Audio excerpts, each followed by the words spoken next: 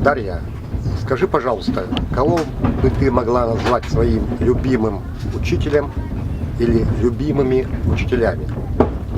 Ну, на данный момент это Алексей Константинович Антонов. Его не стало в прошлом году летом. Это преподаватель по русской истории и критике. Преподавал он в литературном институте имени Максима Горького.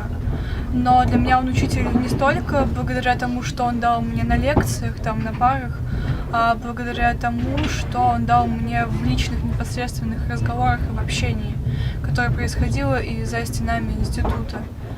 У него была очень сложная судьба, и она повлияла на меня и на ряд других его учеников. В прошлом году мы его проводили, но он навсегда останется все-таки рядом с нами. Это был очень мощный писатель, очень мощный поэт. И у него есть замечательное стихотворение, в том числе. Nokia в черной коробке живет, хлеба не ест и воду не пьет. Перенацелены все на контакт. Чем я не Nokia, что вам не так? Собственно, наверное, на этом все. Благодарю.